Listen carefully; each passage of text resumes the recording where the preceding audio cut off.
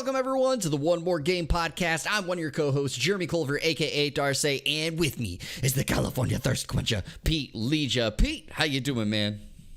Not too bad. We had a pretty big week this last week.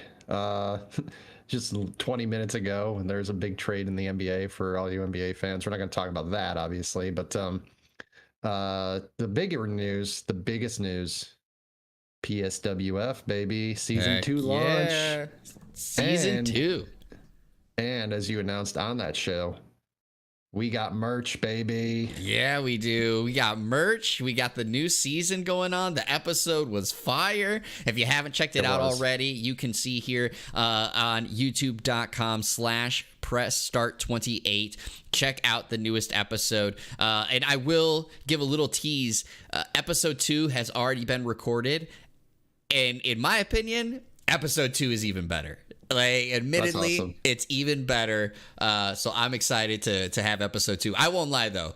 Episode 3, we haven't recorded it yet. I don't know how it lives up to episode 2, because I feel like episode 2 is just so good that it's like episode 3 is definitely going to be a step back, and that's unfortunate, but it could surprise us because, again, the one thing about PSWF is the computers do all the fighting. It's all computers. We don't do anything. It's crazy that way. So we never know what the computer could do. The computer could actually be like, hey, I'm going to make episode 3 even better. But just right now, I don't know how you do it. But yeah. Also, shout out to you and Kyle Wu on commentary. You both just knocked it out of the park.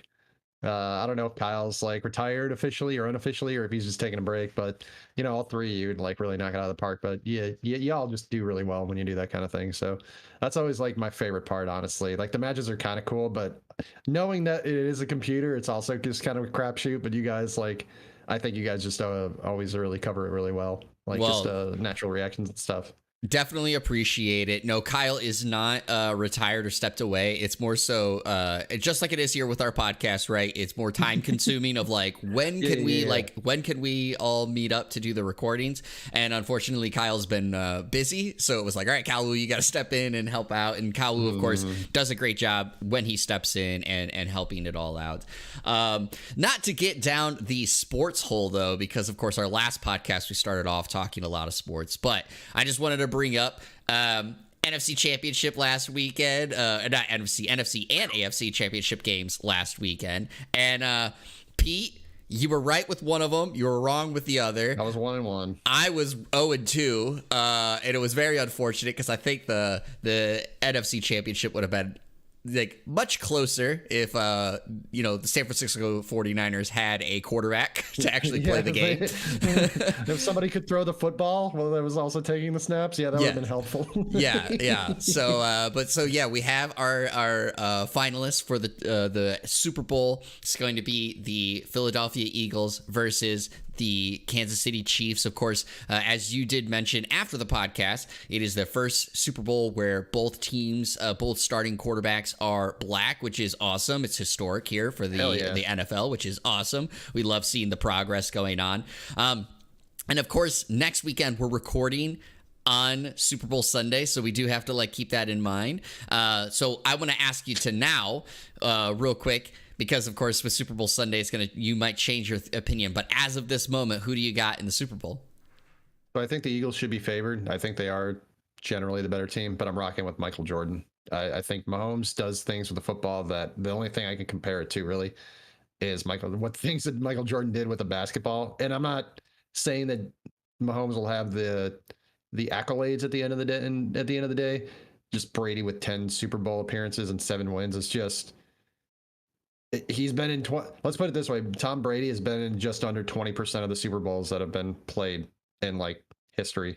So, which is an insane number to just consider that's a thing, is that 10 per the like 15 to 20% of them included him. So I don't know if he'll ever get in terms of like titles, but just what he does with the ball, football, just the crazy things. I mean, he had like so many plays. I remember watching that game last week in the AFC Championship game where it was just like dumbfounded. And Joe Burrow is just, he's probably the second best quarterback right now. You could probably argue 1 and 1A or 2 and 2A with him and Josh Allen, but like just Mahomes is just insane. And I'm fully ready to eat crow and see the Eagles win like 31-10 or something. And then, but I'm rocking with the Chiefs.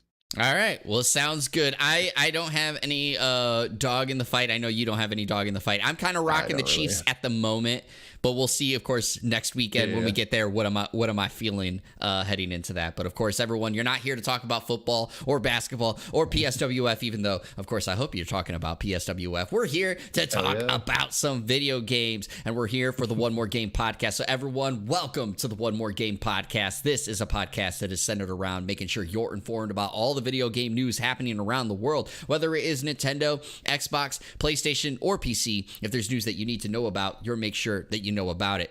When you're listening to this on your podcast service, make sure you hit the subscribe button or the follow button, depending on what your service offers. And if your podcast service allows reviews, please leave a 5-star review and tell everyone why you love the One More Game podcast, because we really enjoy bringing this to you each and every Friday.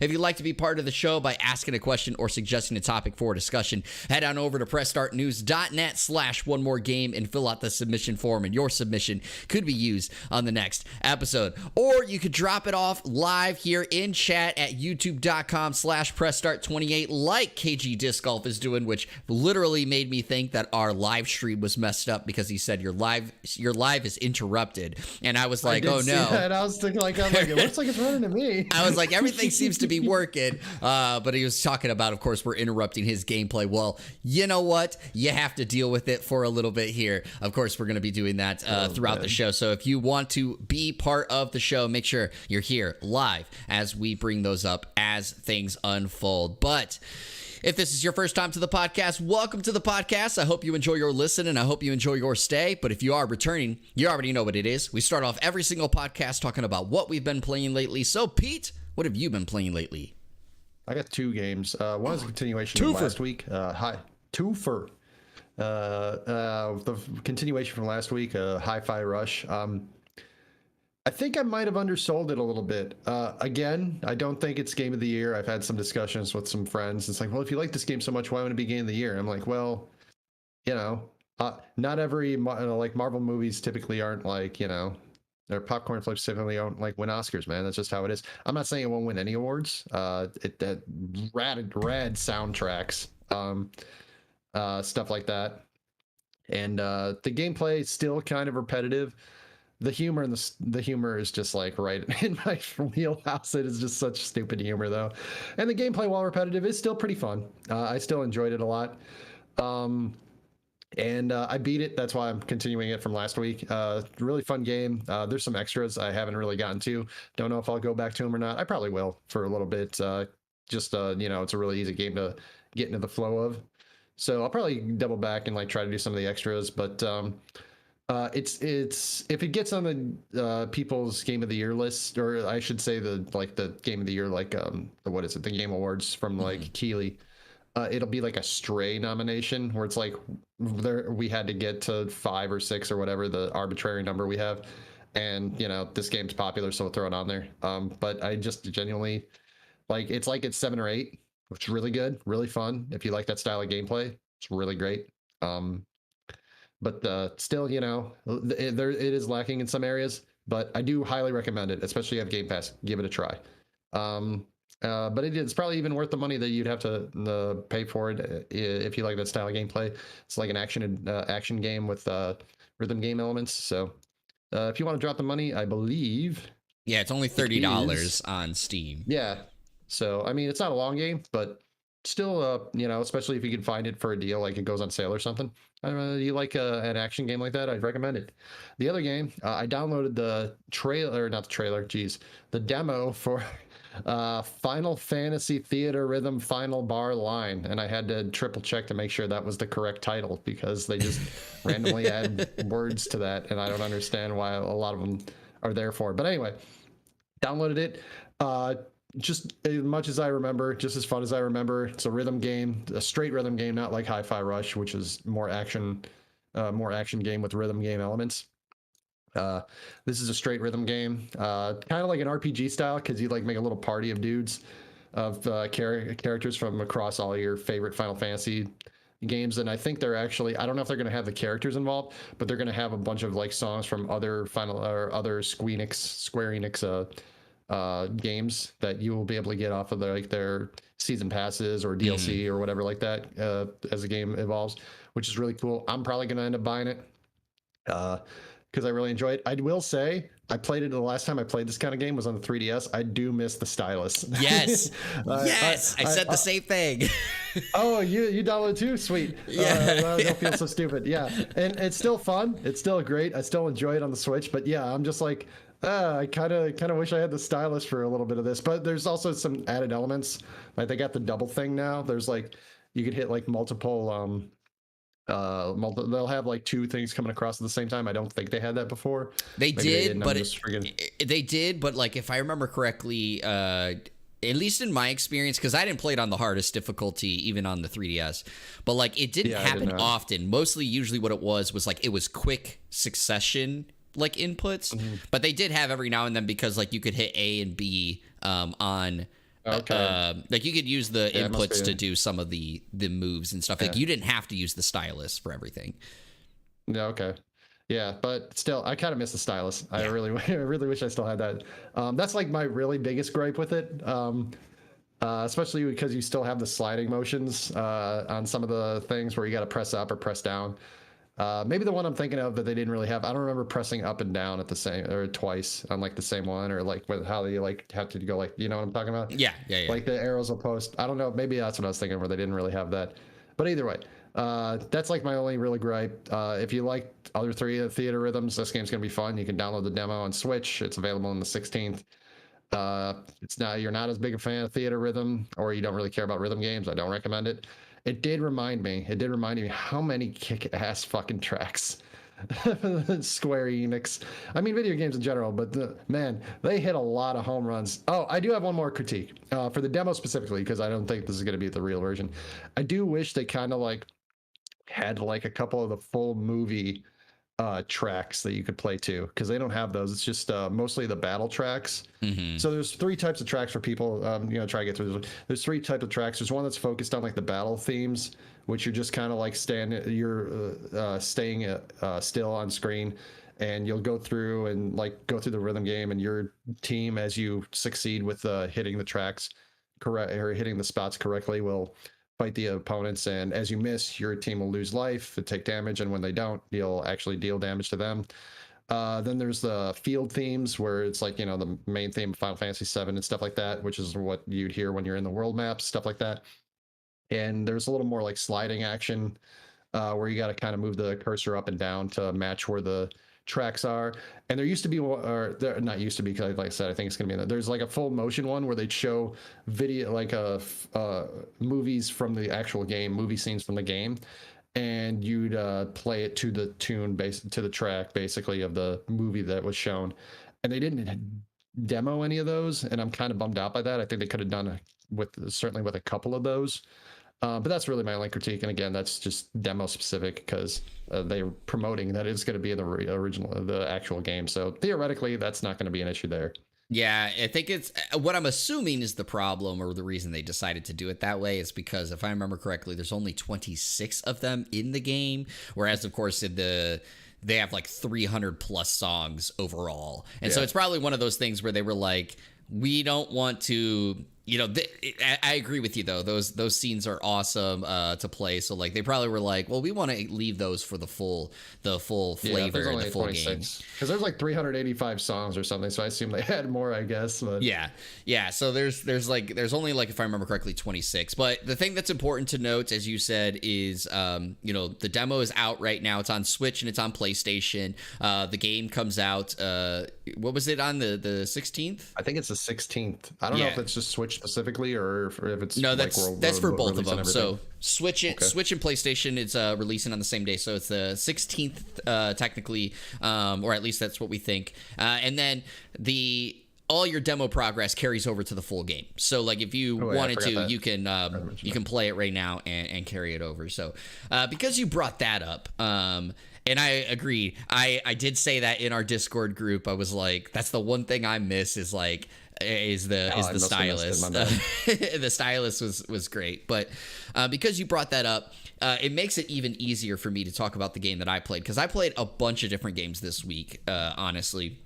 I kind of was in this mood of not sure what I wanted to play in various jazz. And the one game I was originally going to talk about was that one or Soul Hackers 2, because I'm very close to beating it. I kind of have gone back and about to beat it. But I want to talk about a game that actually is old. And when I say old, it released in 2019. But I got this random itch the other day to just download it and play it. And I did. And I spent all day yesterday with any free time basically playing this game, and that is Teppen. So Teppen, if anybody remembers or does not know this game, this was basically a card game that was made by Capcom and Guangzhou Online that it basically features is centered around Capcom characters. So there's like Ryu from Street Fighter, Ken from Street Fighter, Chun-Li, has Leon Kennedy and Jill Valentine from Resident Evil. It has Monster Hunter characters. It has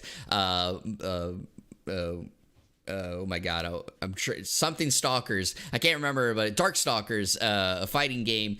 It has all these things, and the concept or the way the game plays is you have your main character, your hero that you utilize. So I'm just going to use Ryu for instance, and he has like a character ability that gets charged up based off of cards that you play. And you have hero card or monster cards, and then you have action cards. And basically, there's a 3-player board. You throw a monster card onto the board, and then there's a little time limit. Basically, there's like a little arrow that goes slowly across the screen, and then when it reaches the other side, if there's not an opponent in that slot, you attack the opponent hero's health to try to get them down, and of course, dwindle their health down to 0, and you win. If you play an action card, then it turns into basically a turn-based combat where basically you place the card, the action card, your opponent has a turn to answer it, like creating a chain, and then you can answer their chain and like do all these things, and then it plays it in reverse order. This game, when it first came out, if I remember, like, if memory serves me right, a lot of people really enjoyed it, myself included. I did enjoy the game, and I just disappeared from it, didn't play it or anything like that. But like I said, randomly, and I know why it happened, because Crunchyroll is about to roll out a Street Fighter RPG on the mobile, and I got an email for it, and I was like, I want to play this, so I pre-registered for it. And as I was pre-registering for it, I saw Teppen, because of course I typed in Street Fighter, and Teppen showed up in that list, and I was like, man, I remember this game. I remember how much fun I had with this. I'm gonna download it, and I was like, I'm gonna download it just to have it, and I decided to jump into it. And honestly, Pete, I was having such a fun time last night with it. In ranked match, I'm on a 6-game winning streak, just destroying people as things are going. And I still don't know how to build a deck. Like, this is me with any card game. I don't know how to build a deck. I use the standard deck, and I just rock with it and run. And like, eventually, I know I'm gonna run into somebody who like knows how to build a deck and does build a deck, and they're gonna kick my ass. But at the moment, I'm beating people with these starter decks. I'm having a good time with it, and I love the 2D animations that they have with all the character arts. It's a ton of fun. I think that the game is great, and I would love to see it get like a little renaissance, a reignition of the game, because I know there's some people who never stopped playing it, and there was like a pro scene that had like actual money tied to like their world championship. But I don't know how many people are playing it now, and what's going on with 2023, because on their website, the last update they have right now when it comes to their pro tour is 2022. So I don't know, but I'd love to see like more people talking about it again, because it was a ton of fun. Yeah, I do remember hearing about it back a while back. A lot of people were talking highly about it. I wonder if it's kind of like the new Marvel Snap game, kind of filling a little bit of the same void, where it's just a really snappy gameplay, really quick games. Yeah. Teppen was kind of like the original ones. I would like to see more games like that. The only card game that's kind of like similar to that, where it takes a pre-existing IP, and like kind of like makes it into a card game that like is in paper, is this game called Vice Schwartz. Yes. Where it focuses on like anime specifically, which I think is a lot more allowable in Japan than it is under our copyright laws here in the United States. Unless you're like, it's all owned by like, maybe now since Disney owns like, you know, what, half of like everything, they could probably maybe come up with something similar if they really wanted to. But yeah, it's always interesting to see the little different styles of gameplay, especially like within cards. Like I just love talking about like game design, like the in general, specifically focused when it comes to like Magic or games that I'm more used to. But yeah, I do remember hearing a lot about Teppen, so it's really cool and kind of got me a little itch to play some more card games again. You know, I haven't found one really to replace because I kind of stopped playing most of them. But sometimes you got the thing I keep forgetting is that I got to remember, and some also just keep in mind, remind myself who shuffles who when it comes to the cards. You know what I mean? Don't let the cards shuffle you. You got to shuffle the cards. I remember learning that from a very young age. Well, if I'm going to tell you anything, download Teppen and play some Teppen and see if it's your cup of tea. Because I will tell you, you know, and this might be more for a future discussion episode that I've been looking to do. Is like you said, the other game that I could compare it to was Marvel Snap. And I liked Marvel Snap. I do like Marvel Snap. I still have it on my phone. I was playing it the other day for a little bit. Of course, I never got into it as much as you did, or like some of the other people, but like I did enjoy it. Mm-hmm. But like there was just something about Marvel Snap that didn't capture me a ton. As we talked about on the podcast, like I really liked it, but it was just like there was just something that just didn't make me want to continuously play it over and over. And the thing though that I really liked about Teppen is it's snappy gameplay, as you talked about. I mean, matches, the round limit or the time limit is 5 minutes. So like at most your game is going to take 5 minutes because that's your time limit for the overall game. Most of the time I finish it within 2-3 minutes. But I think it's just the factor of like this push and pull of like sometimes you're watching that line go across the map and you're like, okay, I want to, is it going to hit? Is it going to happen? And then all of a sudden like the opponent will throw a card right in front of it at the last second to hit it and take that attack from hitting them. And then it throws into, okay, like how do I flux this now? Because now the line's coming towards me and it's like, all right, I got to do these various things. And like, I just really, really liked the nature of it. And I think also it's like I am inherently more of a video game person than like a comic book person. And I think Capcom speaks to my soul more than any Marvel property really does outside of like Deadpool and X-Men. So like maybe that's why, I like it more. But like I'd love to. I think it's like you're saying. It's like I think a good discussion point would be kind of talking about some of these game design aspects and like what ticks for you, what doesn't tick for you, and things of that nature. But go check out Teppen if you're so inclined to do so. But we got to get on to the rest of our show. We've been talking about what we've been playing lately for quite a bit. So let's get to the discussion because we're going to be talking about a ton of games that are shutting down from various studios. EA also canceling an upcoming game that hadn't even been announced / released yet. A Nintendo Direct could be coming, and Halo is switching engines. That's all coming up here on the One More Game podcast. But let's get to our main title, the main story that we have here for the podcast, and that is a number of games axing their games this week. So we're going to The Verge for this article, and this is because they did a better comprehensive list than some of the other ones because, of course, it happened trickling throughout the week. So I found this article to help summarize all of that together. And it goes as follows. This is written by Jay Peters. Over the course of the week, the developers of several major live service titles announced that their game would be shutting down. And that means the players who actively enjoyed these games and possibly spent money on them might have to move on to something else. Now, the shutdowns are a reminder of the challenges facing these ambitious online titles. If they don't quickly become massive hits, they might be closed down before they really have time to find their footing. Any new entrants have to fight an uphill battle when it competes against those juggernauts like Destiny 2, Call of Duty Warzone, and Fortnite. So let's get through the games that are shut down. So Apex Legends Mobile will shut down on May 1st at 7 o'clock Eastern and won't be refunding any money that was spent by players on the game. The game launched on May 17th, so of course it is shutting down less than a year later.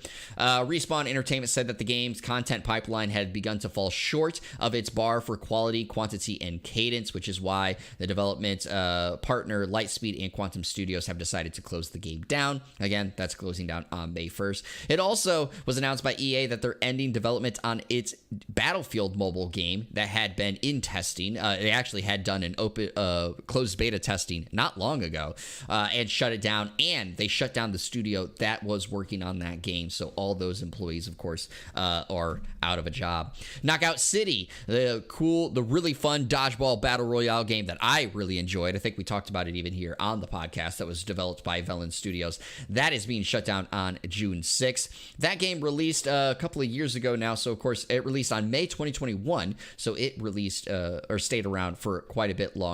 The game is going to get an update where private servers and private matches can be found or done following the game's shutdown, but of course an online system is no longer going to be there. Rumbleverse, the really fun battle royale wrestling game that I did cover here on Press Start, or did a preview of it, that is shutting down on my birthday on February 28th, 2023. Another game that is shutting down on my birthday.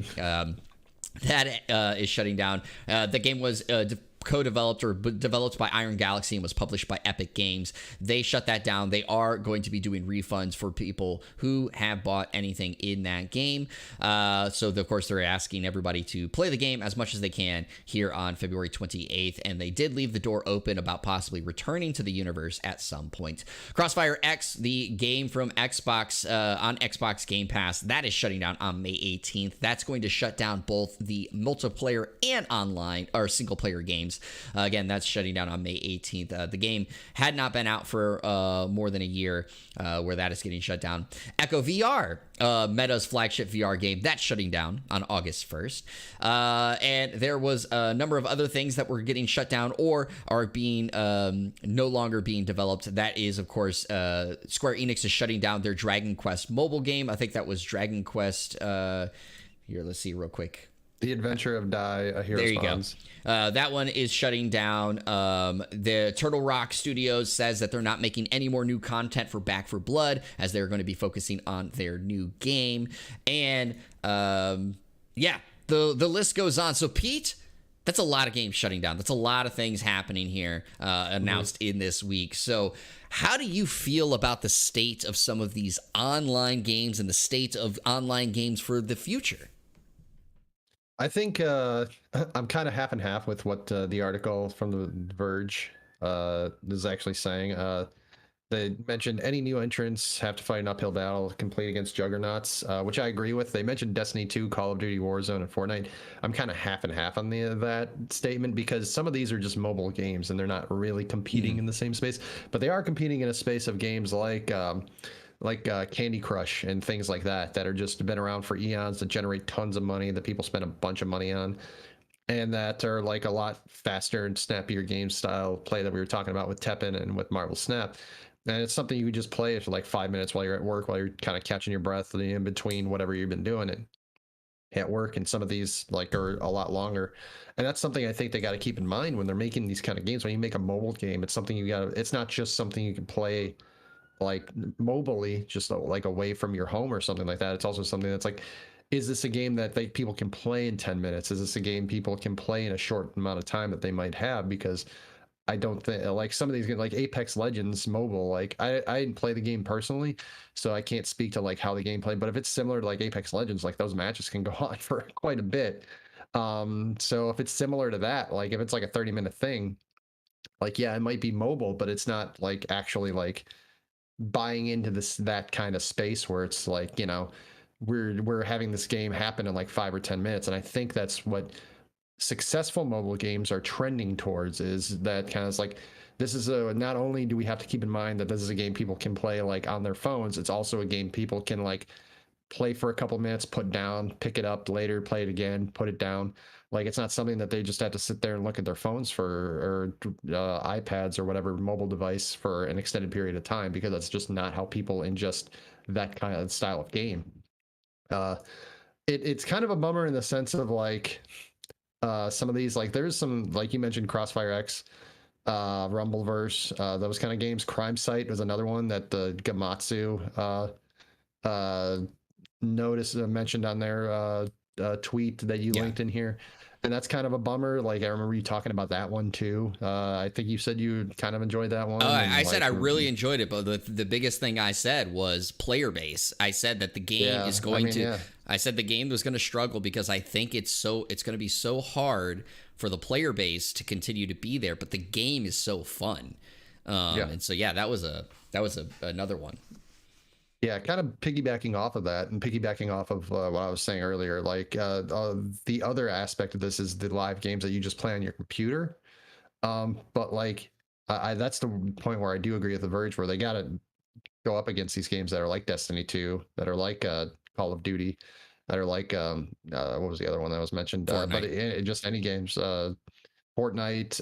If you're at your computer, you got League of Legends, you got Dota, you got World of Warcraft, and Final Fantasy 14. There's so many things out there that you are competing with. You have to claw your own space. Like, and they're not all competing for the same space, but if you want to make an MMO, you got to kind of accept you're probably going to be the third selection at your best. In most cases, compared to World of Warcraft and Final Fantasy 14. Same thing if you're making a MOBA, multiplayer online battle arena. You're already going to be behind the 8 ball when it comes to League of Legends and Dota. If you're making a shooting game, you're going to be behind Call of Duty. You're already, like, when you're trying to claw into a space that already exists for something, like, what are you doing that's different, that's interesting, that something else doesn't have? And that's, I think there's a little bit of a struggle there for game designers, and understandably so, because these games are popular for a reason. They are very successful for a reason. They figured out a lot of the tricks of the trade, that they can, like, claw and make their little niche in there or whatever. And when they try things, and if things don't work, they drop them, and then when something's successful, they pour back into that. How many games now have a zombie mode that's like Left 4 Dead or whatever? Once people realize, oh, people really like shooting zombies, now, like, now everything has them, so you can't just make like a online game that's just like, oh, we go around killing zombies, because it's like, oh, well, every game does that now. So you got to kind of find your new thing, and I think that's a struggle that a lot of games are. So you got to find your target audience and figure out what that target audience is actually looking for. And sometimes you got to invent something that they didn't even know they were looking for, which, adds another wrinkle that is really difficult to figure out too. Well, the thing is like, even using that last thing that you said there, even if you create something that someone may not have realized that they wanted and noted, you got to find a way to keep them there. Because, for instance, like Knockout City, a battle royale of, not really a battle royale, but a fun dodgeball-esque competitive game. No one knew that they wanted that, but it was a lot of fun, and it was very successful at the time. And again, it launched, it got over a year into this, in a sense, close to 2 years, or by the time that it I think shuts down, it will be 2 years. But like, people had a blast for it, but then again, it's like, how do I keep people coming back? What do I justify the development costs? Because anytime you have an ongoing game, just like they talked about, with EA when they shut down Apex Legends Mobile, it's about the quality, the quantity, and the cadence that you release the things. What makes you keep coming back? Using you as, for example, Magic Arena, right? The reason that it keeps getting you back is the cadence of the cards, right? And the cadence of things going on. Genshin Impact, what made you bring back is the cadence of releasing new characters and stuff. And so sometimes, right, it's, can you keep that cadence up? Can you get the players to continue returning and continue doing it? Rumbleverse is another one. I don't think anyone would have said before Rumbleverse released that a battle royale wrestling-centric game would be awesome. But it was. And Rumbleverse, again, shot out when it first came out. This awesome game. People were having a blast with it. But even having a blast with it and being successful in that, right, what is success, right? And that's the thing, is like, obviously Epic Games, I've seen other podcasters talking about this, and they were like, well, Epic Games, like, that's a huge thing, they could have supported this quite a while. But Epic Games has shown, basically, if it's not successful like Fortnite, they'll shut it down. Paragon is a great example. Paragon was right there before Fortnite, and it got shut down despite the fact that it actually had a lot of people that still played it. That's why there are a number of copycat Paragons that are out there, like we just talked about in recent weeks, Paragon Overprime, as well as Predecessor that's in early access right now, right?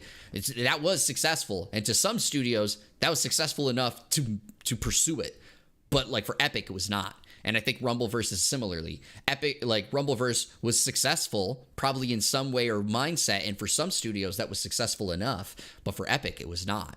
And this is not the first time that they've done these kind of things. And something that you said earlier about, of course, trying to like carve your way into somebody's into an area, even if you're not like actually carving, trying to be into something similar game status, which I agree with. But what you're kind of going off of, and it's right, is like, even if you're not trying to fight in the same genre, you're trying to carve your spot in that genre. You're trying to carve a spot into somebody's time.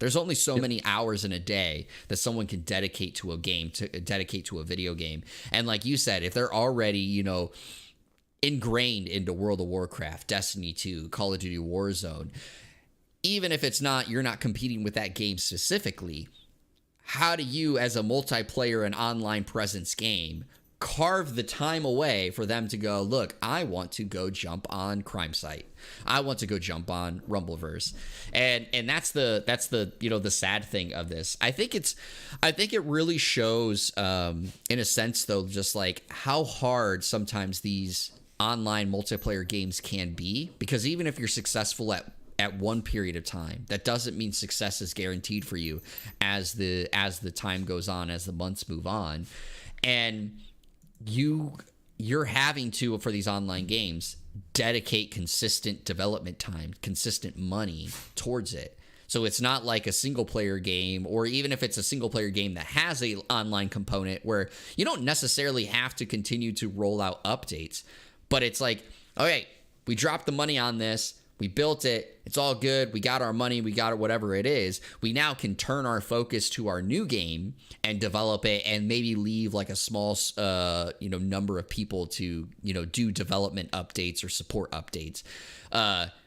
You have to dedicate a number of people to that to continue shaping and developing it. Now Fortnite has the luxury of ton of money going on their side from Epic Games, that they can put Naruto in there, that draws the Naruto crowd in, or Goku, or WWE's John Cena, even though he's a ghost figure apparently in that game, because of course you can't see him. It's one of those things, like they have the money to bring the IPs that just continues to bring the eyes on there. But like again, a studio like Iron Galaxy that made Rumbleverse, they don't have the money as well. Epic is there. I'm sure Epic is not going to just like throw a number of money at partnerships for them, because at the end of the day, Iron Galaxy is not an Epic Games studio, right?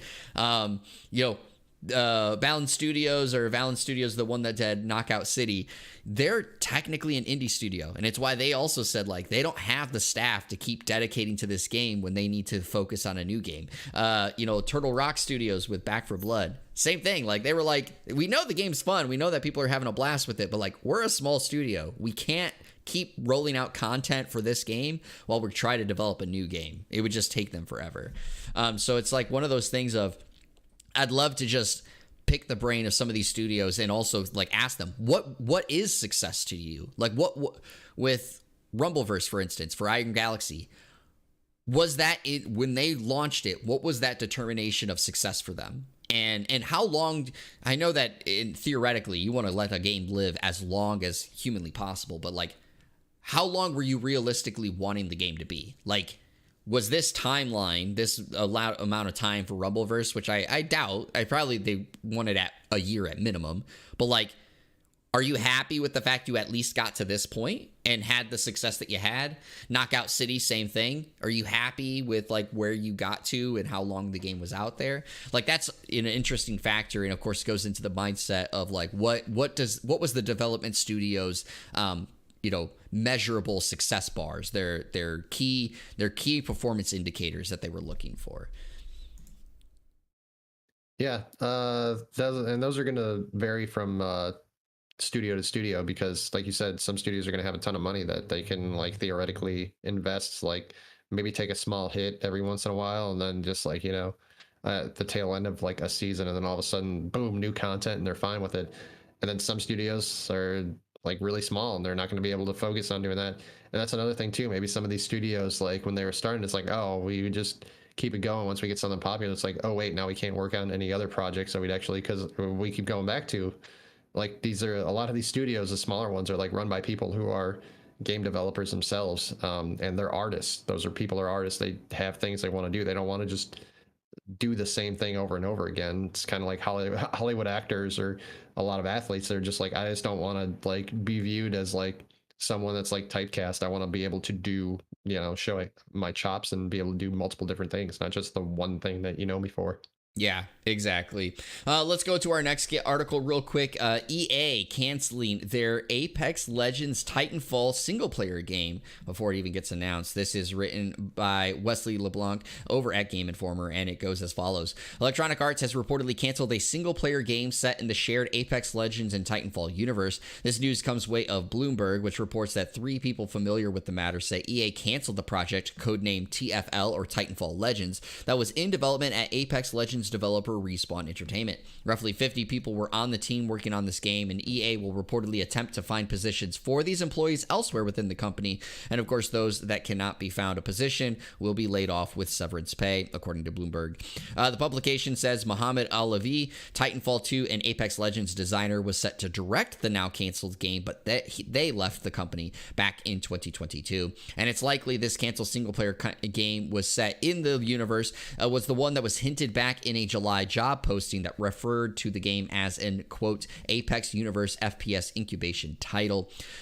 Pete, of course, I don't know how much you've played of Titanfall. Sounds like you've played a little bit of Apex Legends, but like how basically bummed are you about a single player game set in this universe being canceled? This honestly reminds me of StarCraft Ghost, when that game was like in development hell for like 10 years. I guess this one is not nearly as long, but we're just like, oh, we're gonna get a single player StarCraft game. We're gonna get a single player StarCraft game, and it never came. And I always remember being like originally really stoked, and kind of just like after a while just forget about it, and then something would pop up reminding me, and I'm like, oh yeah, that's a thing.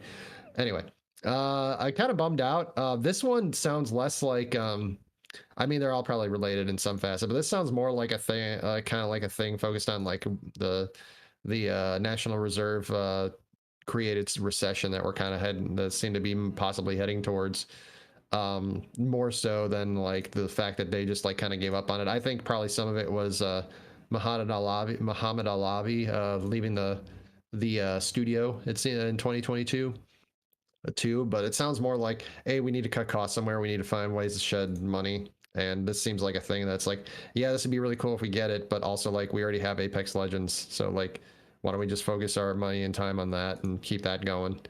The Titanfall one, Titanfall Legends is a little bit of a more bummer, because I know people were looking forward to another Titanfall game, so that one not being around or not being created. But also, like, I haven't played a lot of Titanfall, but Titanfall is also kind of like a more multiplayer focused too, right? And I'm sure people would have loved a Titanfall single player, but like I don't know if that's a similar way. That's the reason people typically ingest Titanfall itself as much as the way the game it is. So of course it has multiplayer, and it is the the multiplayer aspect, but Titanfall 2's single player content or single player story is considered one of the best, if not the best, shooter stories out there.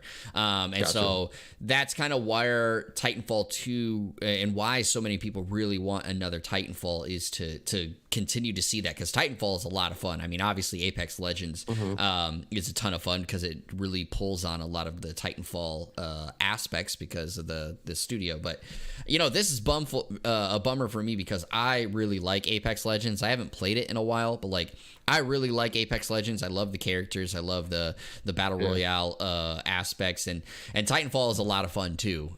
So like I would have loved to see this like shared universe within the. I mean, I know that Apex Legends takes place in the Titanfall universe, but you get what I mean. Like the shared universe of like Apex characters with Titanfall and things of that nature.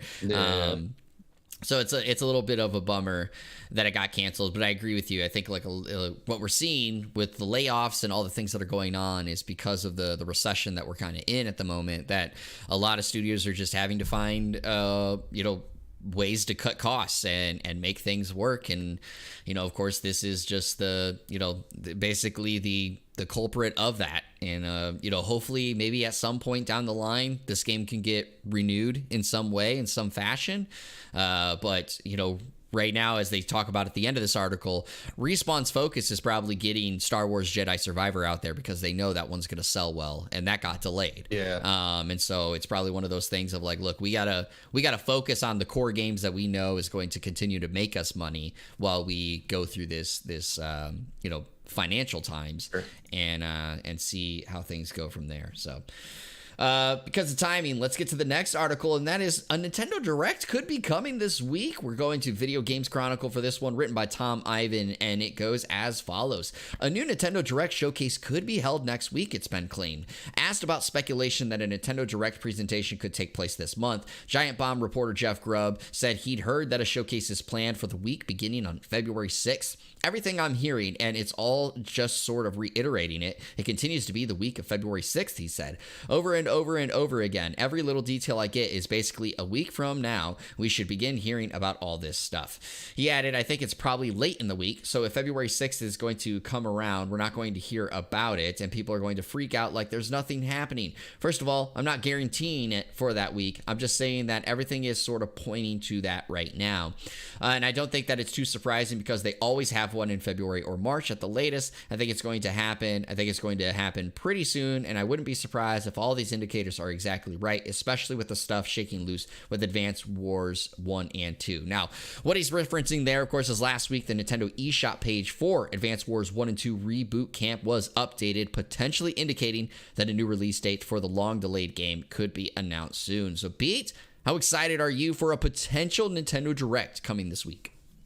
More excited about the potential Nintendo Direct than I am Advance Wars 1 and 2, although I know a lot of people are looking forward to that game, so hopefully that's official. The article itself, reading it, was kind of amusing because Jeff Grubb, Giant Bomb reporter, it was more like saying like, I think there's a Nintendo Direct's going to happen. Things that I'm hearing are saying it's going to happen. I don't know if it's going to happen. Don't blame me if it doesn't happen. But I think it's going to happen. But you're not hearing it from me. I'm just passing it along. So it was kind of funny reading. It was just like he was just like trying to say this was happening, but then it's like, well, if it's not happening, it's not my fault, which it isn't. But it's also like, it's amusing. It is a little bit amusing. The one thing that was kind of referenced is that we're getting later in the article is that the Legend of Zelda Tears of the Kingdom was delayed. We already knew it was delayed, and it was supposed to be released in May. So maybe if we get a Nintendo Direct, we'll see some new stuff about that, and that would be pretty cool too. So I'm kind of looking more forward to that, even though Advanced Wars would, if indeed it is now going to have a release date, it'd probably be like not necessarily like the main course, but definitely like a premier side dish, kind of like you get like a mashed potatoes or something. You get in the meal. Yeah, no, I kind of laughed about it too. Jeff Grubb is a great reporter, and he gets a lot of insiders and stuff, but I do find typically at times when he talks about some of these things, he tends to do that whole like, I'm telling you this, but don't take my word for it. All right, I'm not saying it actually will happen, but it might. It kind of thing for pro wrestling, yeah. Yeah, and so it's kind of amusing in that regard. But like it said, I mean, the game is again, Legend of Zelda: Tears of the Kingdom is supposed to come out in May. We haven't seen too much of it since we got the release date. We know it should be coming. So like, if there is a direct, I think right now would be the best time, this February, March area, and of course, in the last 4 years, there's been a direct in this time frame. So like, it makes sense if there's going to be one. It also makes sense because, of course, this is in the first quarter of the year to kind of really try to lay out some of the roadmap for the next couple of months. And with a direct, as you know, they usually do for even going further. So it can really be like a, hey, here's what we got coming in the next couple of months. Here's what we got coming later in the year. And we'll update those games at a direct later in the year type of thing. So I kind of am hoping that we get one, because I'd love to see kind of what's coming down the pipeline for Nintendo. They got, of course, a number of games, Legend of Zelda being one of them, that has my interest and makes me want to see what's coming from them. So, and we always talk about it. I love showcases. I love getting hyped for announcements. Yeah. So I would love to see. Nintendo does it right too. Nintendo usually hits pretty solid bangers for each of those, at least like, doubles or something. Yeah, they do a really good job. Let's go over to Xbox for this next one. We're talking about Halo Infinite. Won't be getting story DLC, and the series is switching to Unreal. This is coming from Kotaku, written by Zach Zweisen, and it goes as follows. Things are changing at Halo developer 343 Industries following massive layoffs across Microsoft, which included reportedly 95 people at the Halo developer. The studio is switching to Unreal Engine and has no plans to make more story content for 2021's Halo Infinite, and continues trying to figure out what to do with a supposed Halo Battle Royale spinoff still in development. Now, in the report that came out from Bloomberg, it appears 343 is basically starting from scratch with Halo. According to people familiar with the studio's plans, the company isn't actively working on new campaign DLC or updates for Halo Infinite. Instead, before the layoff, developers at 343 were reportedly working on prototypes for new Halo games and projects in Unreal instead of designing new content for Infinite. And according to the report, many of those devs have since been laid off. Just skipping down real quick, basically they have now made the decision to go to Unreal, and while these internal concerns about how future Halo projects made with Unreal will play, the current tech, which is known as Slipstream, is apparently a pain to work with and is based on decades-old code at this point. Bloomberg's report even mentions that 2 multiplayer modes for Halo Infinite, Extraction and Assault, are nearly done, but haven't been implemented yet due to issues with the aging Slipstream tool and tech. So Pete, what are your thoughts about kind of this update to an article that we've made mention previously after following the layoffs and the changes with Halo Infinite? I feel like we've been down this road before. The last few times we've had a Halo game that comes out, supposed to be really big, kind of falters a little bit, and like they're like, oh, we're gonna do better next time. I mean, this Halo Infinite was supposed to be like a 10-year project essentially that they just kept making money off of and kept making money off of. Now they're like, all right, we're done. We're going to start from scratch. We're going to start from the ground up. And they're starting basically from zero, because they're starting with a whole new, apparently, engine with the Unreal Engine. The Slipstream aspect of it, is that like a Microsoft specific thing? I couldn't find like anything specific on whatever tech they were using for that. I was trying to. Yeah, it's so a number of studios have their own engines that they work in. So like for instance, with like EA, they use the Frostbite engine, and that was like a game development engine that they created in-house. And I think Slipstream was the same thing. Like Microsoft and 343 Industries developed the Slipstream engine. And of course, as they're saying here, this engine is older, is an old engine, right? They haven't updated it at all. I can't understand why you would handcuff yourself like that with decades old code. Like you didn't have anything. They didn't update it. They didn't have a team working on it apparently, or not. Like that was the part that kind of blew me away. I'm like, you're just basically handcuffing yourself a little bit now just because you're working on a worse product, and you're Microsoft. You're supposed to be like one of the forerunners of like creating this kind of stuff. Like what is going on there? That was kind of weird. So I'm actually really interested and excited to see what they can do with Unreal, because Unreal's like always been like a big name product. It's like the newest one, what is it, 5 now or whatever? Yes. That's supposed to be even like better than ever. So like I'm really interested to see what they can do, but it's really weird that they're just like, yeah, we're just going to work on the next Halo game, even though we were supposed to do this. We're just basically dropping everything and just going to work on some smaller aspects for this Halo Infinite, it seems like. So, I mean, we talked about it before. 343's got to step up their game, man. This is the 3rd Halo in a row that's kind of been underwhelming after an extended period of time. I mean, maybe the Unreal Engine thing helps a little bit, but helps us somewhat. They actually have something that's like not decades old code on it now. But man, like I didn't think they were just going to start from scratch all of a sudden either. That's kind of a bomb drop, honestly. It seems like.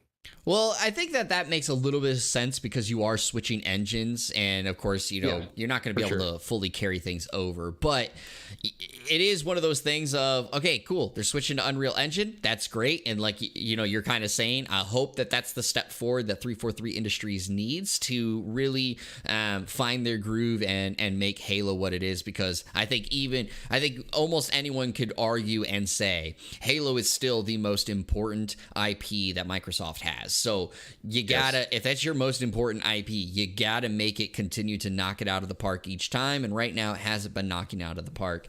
The thing that's just really interesting is the fact that they're not, at least according to this article, they're not really going to be putting too much updates into Halo Infinite, which is a far cry from like all the messaging around Halo Infinite leading up to release. Like, this was supposed to be that kind of like evergreen, everlasting, constantly getting updates type of game. And we know from what we've seen already that hasn't really been the case. Like, a lot of things have been delayed. A lot of updates have been delayed, which is why like there's been a lot of outcry when it comes to Halo Infinite. But if this is true, then it really feels like they threw in the towel.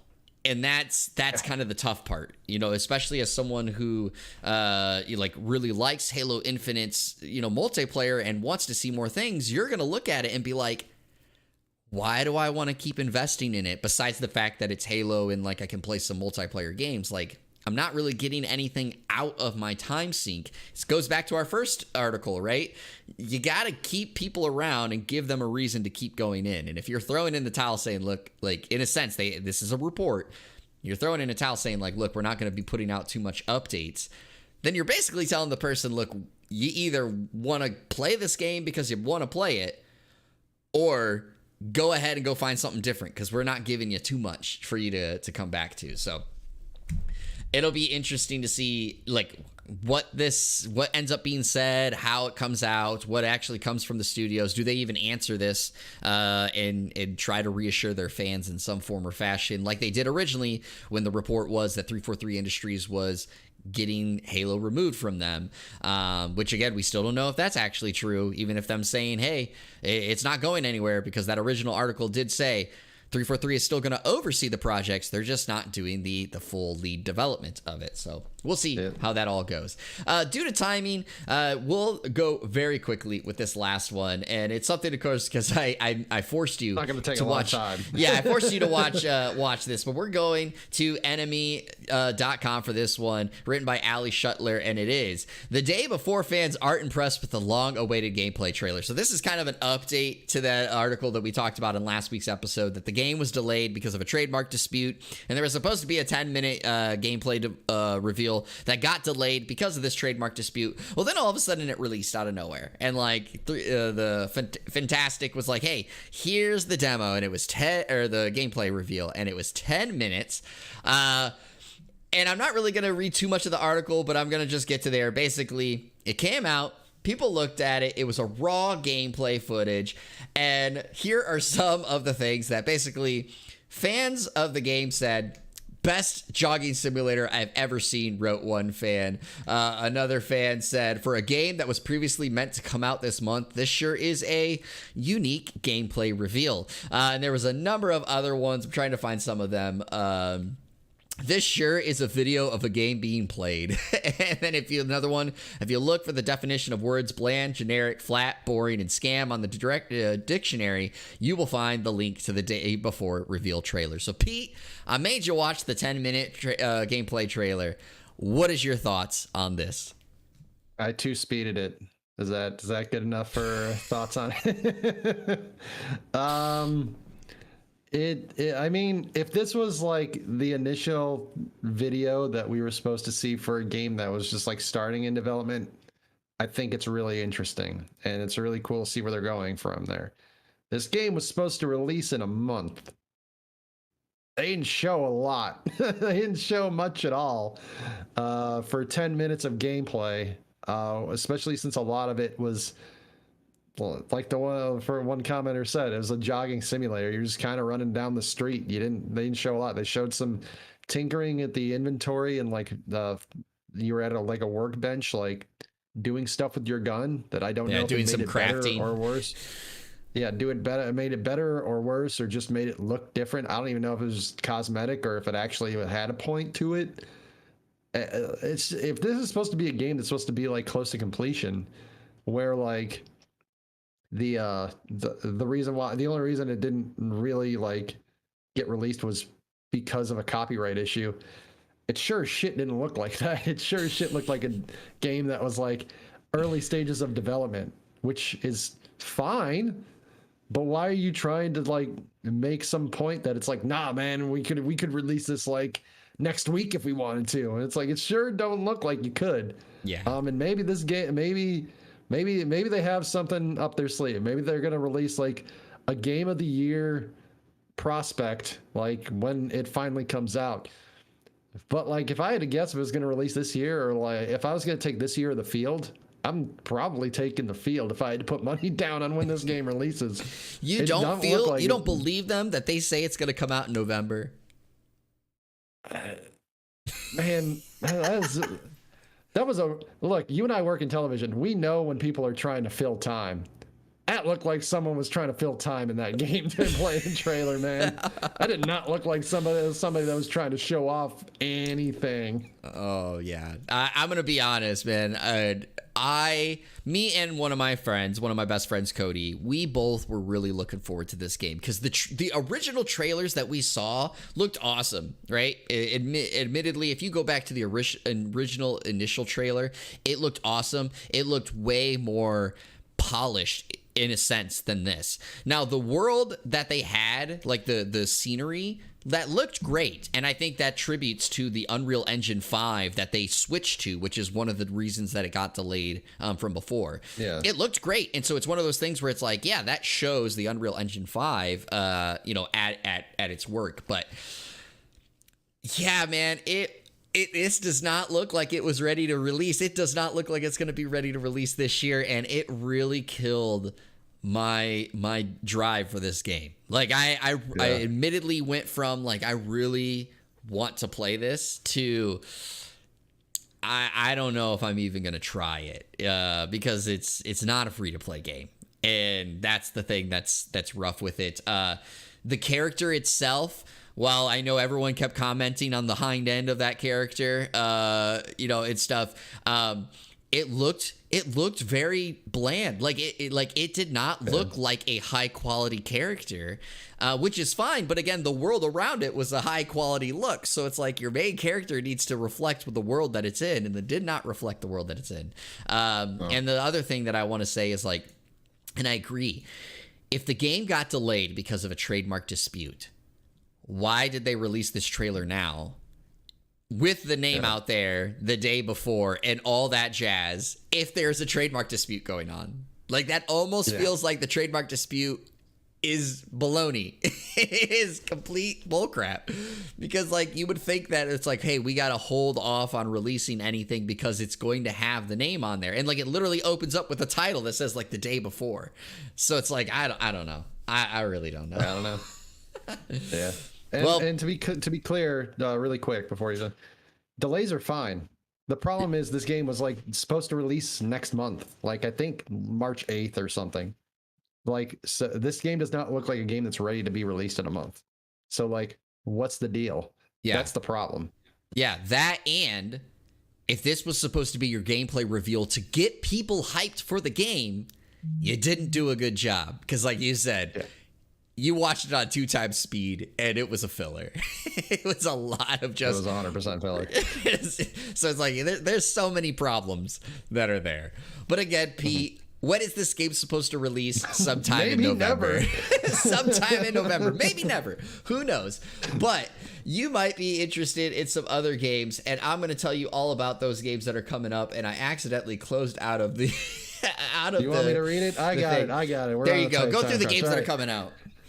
All right, got Tuesday, February 7th, Endling Extinction is Forever on iOS and Android. It's already released on Steam, so a little bit of a mobile action there. We got Scorchlands Early Access on PC. You can get that on Steam. Nadir, a grimdark deck builder on Switch and PC. Prison Tycoon under new management on the PS5, Xbox Series, PS4, Xbox One, and Switch.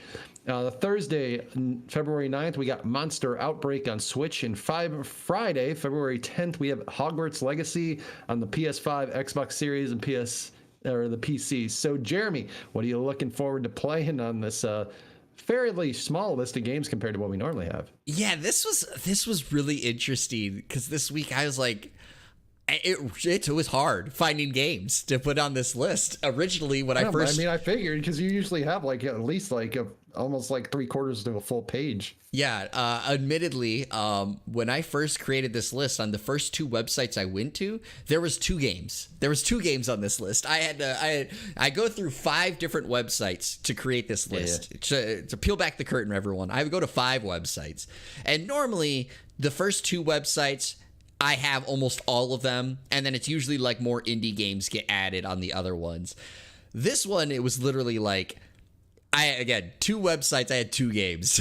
I was like, oh gosh, we're not gonna have a lot of time. But the only games that I would be that I'm interested in, or that I'd pass along, is Endling Extinction is Forever. So that game, if I remember correctly, is also out on Switch. As you said, it's already out on Steam. But Endling Extinction is Forever is this like really cute like game where you're a fox and you have you're a mother fox and you have these I don't know if they call them cubs or not, but you have your baby foxes that follow along with you. Pups, because it's a fox. They're dogs. But so I could be wrong. There you go. We'll go with pups. So you have those, and you're trying to like lead them through this world that's in an extinction, basically, that's going on. And it looked fantastic when all the trailers leading up to its release. So I know it's coming out for Android now, or mobile, I should say now, but it still looks great. So that would be the one. And then the other one, admittedly, it's one that's very torn. I know a lot of people. It's discussions back and forth. That's an understatement. Yes. Is Hogwarts Legacy.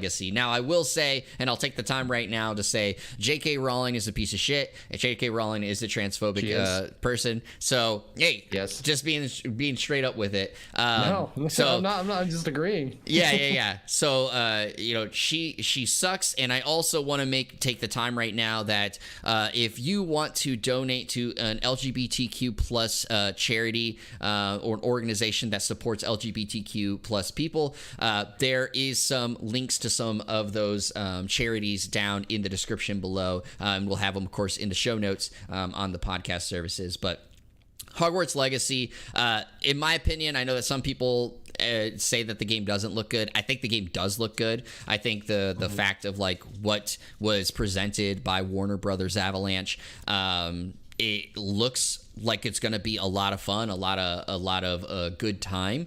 I don't know what the story is going to be like. I don't know like how that's going to end up shaping out in general. But it looks like a lot of fun, and that would be the other game that I'd be on this list. But like, Pete, you already know I have so many games that I'm playing right now. I am likely not picking up any of these. I just have too many games. Yeah, I'm not gonna lie. I'm not gonna pick up any of them. As you mentioned, Hogwarts Legacy, for a lot of wrong reasons, is probably the biggest name on the list. Endling was interesting. I've actually wanted to play that since it came out on Steam, because it reminds me of some of the other games. Remember when I first started on here? Which, by the way, 1 year. 1 year as an official co-host. Forgot to bring that up earlier. My bad. That was one of those games Submerged when I first started. We're co-hosting, like it has those kind of vibes. So kind of interesting in that regard. If you like Scorched Lands, I didn't say I loved it, and I'm certainly probably not going to pick it up. But it was an interesting kind of spin on city builder games. So that was like the one thing where I'm like, that's kind of cool. But those are like the big two. Certainly not Prison Tycoon, which is wild. That's a game. If you want to build your own prison and incarcerate people, we're really good at that as a nation, I guess. But that's yeah, I'm a little surprised that's a game, and that's something people would want. But if they're making it, because I'm pretty sure this isn't the first one, people are probably buying it. So There you go. I'm sure there will be people who will buy that game. But yeah, that's all that we have for the list. And then yes, just once again, I want to say again, we will have links to some LGBTQ support organizations in the description and in the show notes, that if you are wanting to support any of those, you can go ahead and use those links to donate to those charities. But Pete, that's all that we have for this episode. Is there anything you want to leave our listeners with before we send them off into the work week this time? Have a good work week. Don't work too hard. Don't let your bosses get you down. Just try to enjoy life. That's about it. Yeah, and so as a reminder, everyone, for the month of February, I almost said September for some reason. For the month of February, 8 months, Jesus. What's yeah, wrong with you? Yeah, exactly. But we will be recording on basically every Sunday because of the timing schedule. So do keep that in mind for this month. But everyone, that is all that we have here for the One More Game podcast. I've been one of your co-hosts, Jeremy Culver, aka Darcy. This has been the California Thirst Quencher, Pete Legia, and we really enjoy bringing this to you. So as always, everybody, stay hydrated, stay healthy, stay safe, and keep on gaming. We'll see you guys on the next episode.